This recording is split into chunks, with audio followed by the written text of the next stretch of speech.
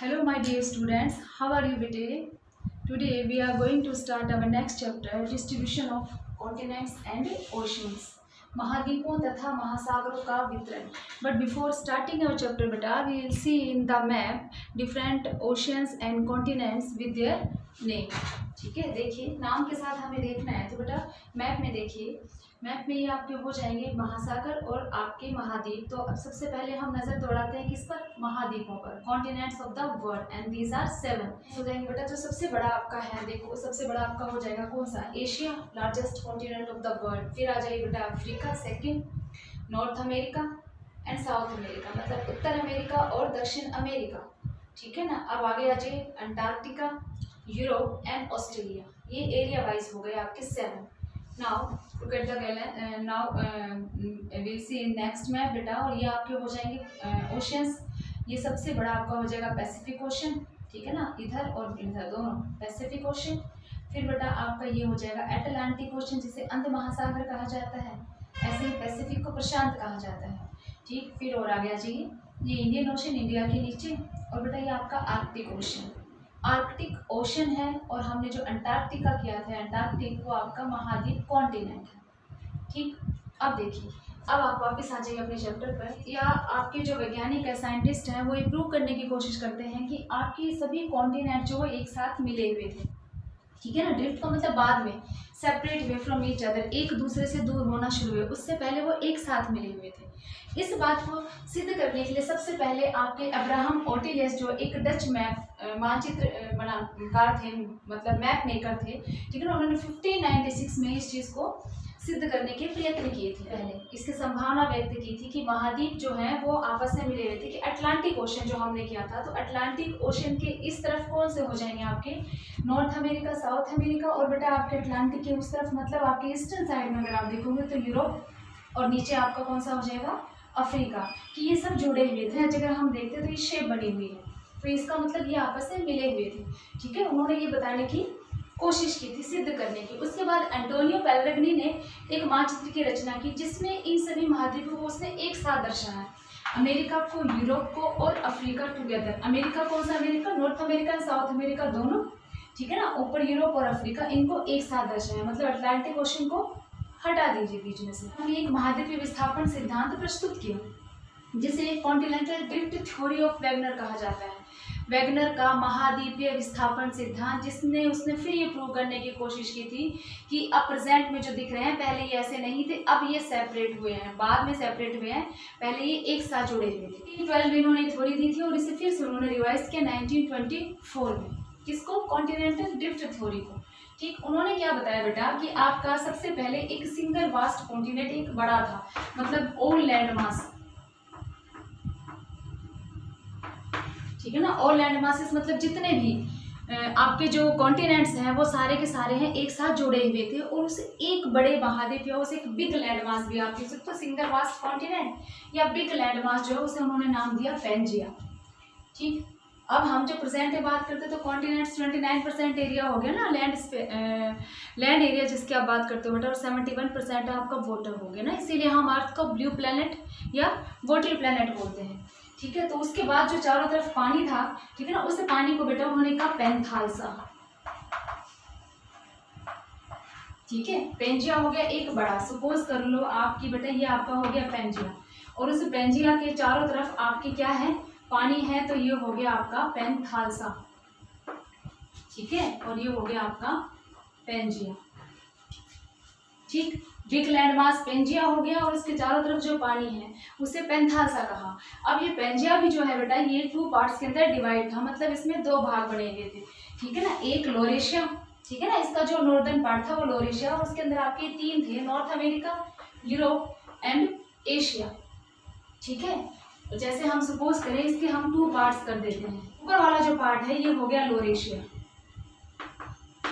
Pangaea का upper part जो है वो लोरेशिया, या फिर आपने 9th में किया होगा बेटा अंगारा लैंड जिसे आप कहते हैं. ये जो नीचे वाला पार्ट था वो हो गया गोंडवाना लैंड. इसमें हो गया south America, Africa, peninsular India, mind. Keep it in your mind, इसे दिमाग में रखिए. प्रायद्वीपीय भारत उसमें था, हमने एशिया लिखा है ना, पर प्रायद्वीप भारत का भाग किसमें था, आपके गोंडवाना लैंड के अंदर.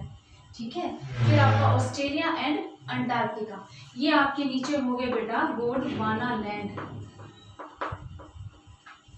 पूरा जो बड़ा पार्ट जो आपका एक है, सारे कॉन्टिनेंट्स या लैंड एरियाज को मिलाकर जो एक बना बेटा, वो बन गया आपका पेंजिया। ये पूरा पेंजिया के चारों तरफ जो पानी है, मतलब जिसे आज हम डिफरेंट ओशियंस कह रहे हैं, ये हो गया पेंथालसा। ठीक है। अब पेंजिया के भी आपके दो भाग हैं। अपर पार्ट जो है वो लोरेशिया, जिसके अंदर आपका कौन सा पार्ट आ गया बेटा, नॉर्थ अमेरिका का, यूरोप का और एशिया का। और जो नीचे है उसमें बच गया आपका साउथ अमेरिका का, ठीक है ना, अफ्रीका का, ऑस्ट्रेलिया, अंटार्कटिका और पेनिनसुलर इंडिया। ये आपके किसमें आ गए आपके बेटा, गोंडवाना लैंड के अंदर। ठीक है। इनके बीच में ये जो है, ये एक नैरो सी है, टेथिस सी, जिसे हिंदी में भी हम टेथिस सागर कहते हैं। ठीक है। इन दोनों के बीच में ये जो दो लैंड मास है आपके पेंजिया के, इन दोनों के बीच में टेथिस सी है। ठीक है ना, टेथिस सागर है। अब देखिए इनके अंदर मूवमेंट है वो शुरू होती है। आपकी ये दोनों जो लैंड है, आपके अंगारा लैंड या लोरेशिया या आपका गोंडवाना लैंड है, ये एक दूसरे के पास आना शुरू करते हैं, कम टू ईच अदर, एक दूसरे के नजदीक आते हैं। ऐसे ही पेनिनसुलर इंडिया जो है वो नॉर्थ ईस्ट की तरफ मूवमेंट करता है, जैसे ड्रिफ्टेड इक्वेटरवार्ड्स, कि कुछ पश्चिम की तरफ, कुछ भूमध्य रेखा की तरफ। ठीक है ना। और ये प्रोसेस है, ये कब हो रही है आपकी इस मैप में है, ये अपर कार्बोनिफेरस 300 मिलियन ईयर्स है। ठीक है। अब देखिए लोरेशिया और गोंडवाना लैंड है वो एक दूसरे के नजदीक आते, came near to each other and peninsular India started drifting towards the north east, वो उत्तर पूर्व की तरफ खिसकना शुरू करता है।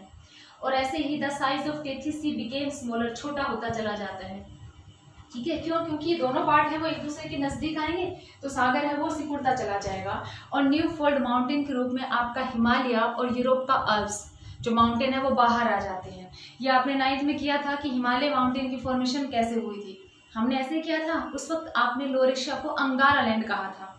ठीक है ना। तो आपके ये दो बिग लैंड मास जब नजदीक आते हैं तो अंदर जो भी सेडिमेंट्स थे, वो सेडिमेंट्स है वो माउंटेन के रूप में बाहर आ जाते हैं। ठीक है ना। इनका है वो इस तरह से निर्माण होता है। अब इसे सिद्ध करने के लिए उन्होंने, मतलब आपके वेगनर जो है, जो कॉन्टिनेंटल ड्रिफ्ट थ्योरी थी, उन्होंने प्रूव करने के लिए दिखाना चाहा अटलांटिक ओशन में कि आपका जो बल्ज ऑफ ब्राजील, ब्राजील का उभार बाहर निकला हुआ हिस्सा है, वो अफ्रीका के गल्फ ऑफ गियाना में फिट बैठता है। देखिए now again you will see in the map, Brazilian bulge बेटा, और ये गल्फ ऑफ गियाना हो गया। ठीक है ना। And North America coastline would closely fit in the indentations of the coast of Scandinavian and western Europe, मतलब ये सारे पार्ट एक दूसरे के अंदर आ जाते हैं। Antarctica, Australia, peninsular India and Madagascar were neatly nested together, कि इनको एक साथ बिठाया जा सकता है, जैसे कि आपके इस मैप पे दिखाया गया है। और वेगनर ने इसे नाम दिया जिगसा फिट। उन्होंने इसे जो नाम दिया था बेटा जिगसा फिट, वो आपका था हिंदी में साम्य स्थापना। हिंदी में कहा साम्य स्थापना, मतलब एक दूसरे में समान रूप से स्थापित किए जा सकते थे। ठीक है ना, इन कॉन्टिनेंट्स को, इसलिए इस मैप में देखो ये दे रखा है। फिर धीरे धीरे ये एक दूसरे से अलग होना शुरू हुए। ठीक है। ये बड़े भाग जो है, देखो नेक्स्ट में हम देख रहे हैं कि इस बड़े भाग को उन्होंने पेंजिया कहा, चारों तरफ महासागर था उसे पेंथालसा कहा। ठीक है। और उसके बाद धीरे धीरे खिसकना शुरू हुई और आज इनकी जो स्थिति है, ये स्थिति धीरे धीरे सेपरेट होने से बन गई। ठीक है। डिफरेंट 3 स्टेजेस दिखाई गई ना, तो तीनों स्टेजेस के अंदर बेटा ये क्लियर हो रहा है। अब हमें करने हैं evidences of movement of continents, महाद्वीपीय संचलन के प्रमाण क्या क्या है। Wegener collected several evidences in support of his continental drift theory, मतलब उन्होंने बहुत सारे ऐसे प्रमाण जुटाए, एकत्रित किए, ठीक है ना, जिससे सिद्ध हो जाए बेटा कि ये सभी महाद्वीप जो है एक साथ मिले हुए थे। ठीक है ना। And some of the outstanding evidences are listed below. देखिए फर्स्ट जिगसा फिट, जिसे हम महाद्वीपों में साम्य कहते हैं या साम्य स्थापना। और बेटा हमने किया था the eastern and the western coast of the Atlantic Ocean have a remarkable and unmistakable match, कि सच में वो एक दूसरे के अंदर फिट बैठ जाते हैं, है ना। अटलांटिक महासागर का देखिए we will see again in the map, we can see बेटा the Brazilian bulge, this is the Brazilian bulge would fit in the gulf of Guiana and North America coastline would closely fit in the indentions of the coast of Scandinavia and Western Europe। ठीक है ना। ये gulf of गियाना है, इसके अंदर आपकी ये ब्राज़ीलियन बल्ज है वो फिट बैठ जाती है। इसका मतलब ये सच में कभी जुड़े हुए थे, क्योंकि इसका ये बल्ज उभार और इसमें ये जो गैप है, इससे स्पष्ट हो रहा है कि ये इसके अंदर ही थी। ऐसे ही Antarctica, Australia, peninsular India and Madagascar were neatly nested together close to the southern tip of South Africa. ठीक है ना, इनको भी इसके अंदर जोड़ा जा सकता है। तो वेगनर ने इसे कहा था जिग्सा फिट। ठीक है ना, और हम ये कर चुके हैं। तो इससे बेटा ये सिद्ध हो जाता है कि सच में ही आपके महाद्वीप जो हैं वो पेंजिया के रूप में एक साथ जुड़े हुए थे। Okay, now come to the next, fossils. ठीक है ना, जिन्हें हम जीवाश्म कहते हैं।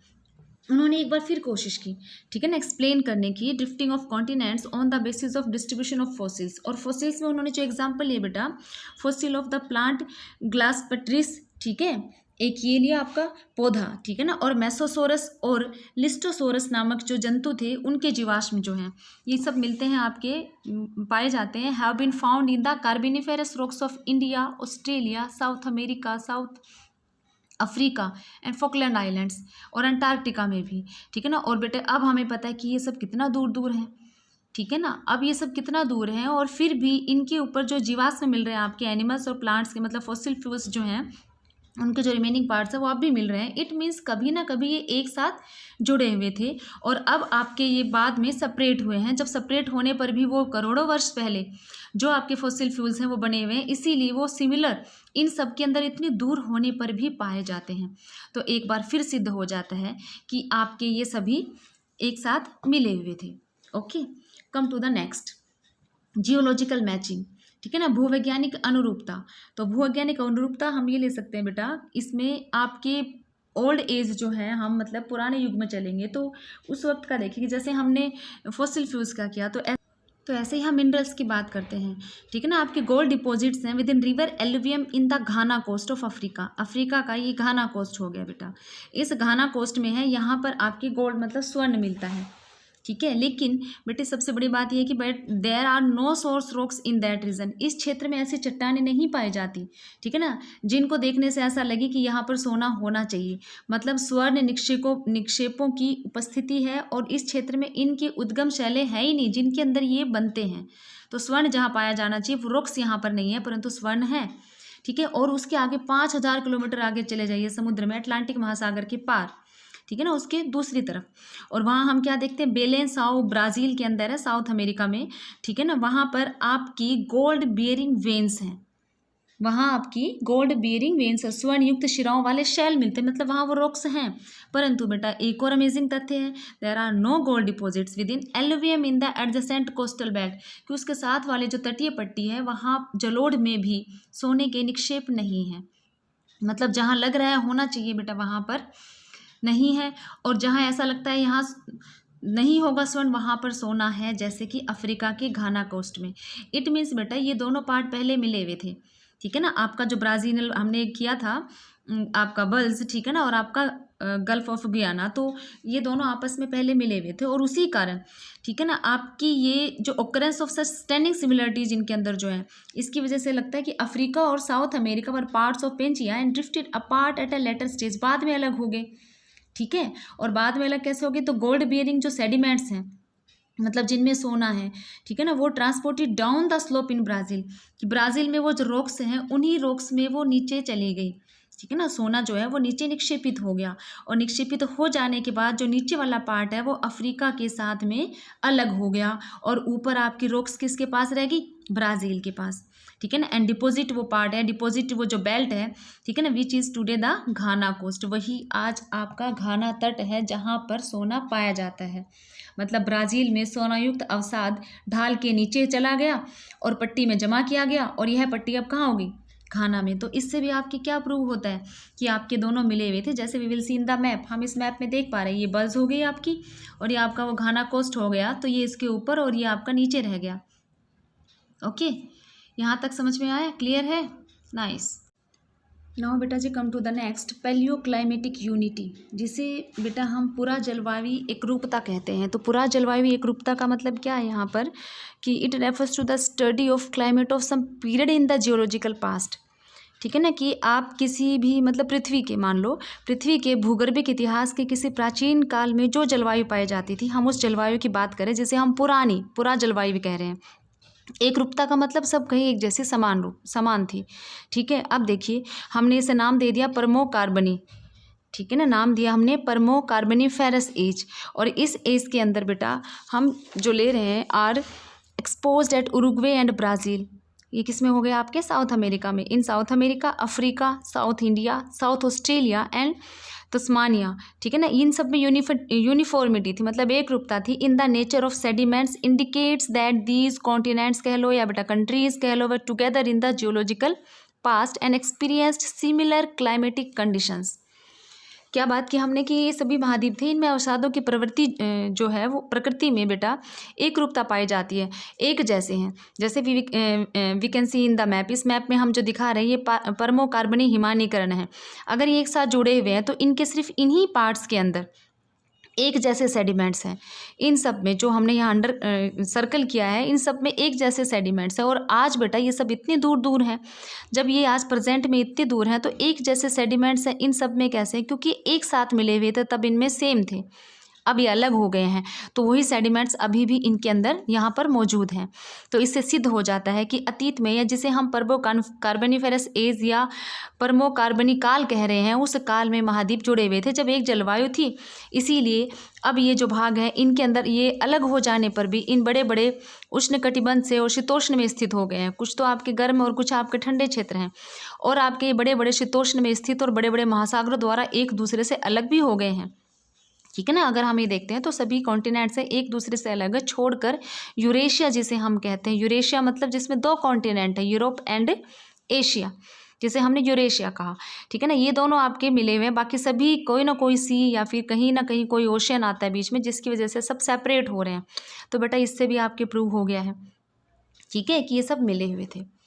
Okay, come to the next, coral, जिसे हम प्रवाल कहते हैं, कोरल्स, ठीक है ना। कोरल्स जो है बेटा ये आपके जो क्या कहते हैं, माइनेट रीफ बिल्डिंग मैरीन पोलिप्स होते हैं, ठीक है, जो आपके गर्म जो क्षेत्र होते हैं, मतलब गर्म पानी के अंदर है, वो पाए जाते हैं। जैसे आपका लक्षद्वीप आइलैंड के लिए हम बोलते हैं कि वो कोरल पोलिप से बना हुआ है ना। इनके जो अस्थि पंजर हैं वो बहुत हार्ड होते हैं, तो उनसे ये आपके बन जाते हैं। मतलब आप ये कह सकते हैं कैल्शियम युक्त चट्टान होती है जो पोलिप नामक सूक्ष्म जो समुद्री जीव होते हैं उनके अस्थि पंजर से बनती है, ठीक है। और ये 20 डिग्री सेंटीमीटर वाले तापमान वाले गर्म जल के अंदर पनपते हैं।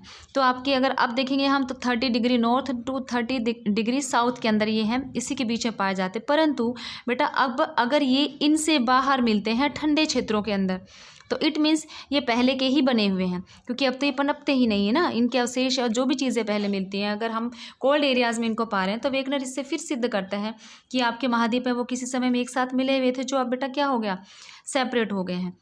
तो प्राचीन भूवैज्ञानिक काल में ये भूमध्य रेखा के निकट स्थित थे और अब अलग हो गए हैं, और महाद्वीपों का संचलन उत्तर की ओर हुआ, ठीक है ना, जिस कारण ये प्रवाल वर्तमान शीत और उष्ण जलवायु का अनुभव करते हैं, ठीक है। मतलब हर जगह वो यही सिद्ध करने की कोशिश कर रहे हैं कि ये सब एक साथ पेंजिया के रूप में जुड़े हुए थे।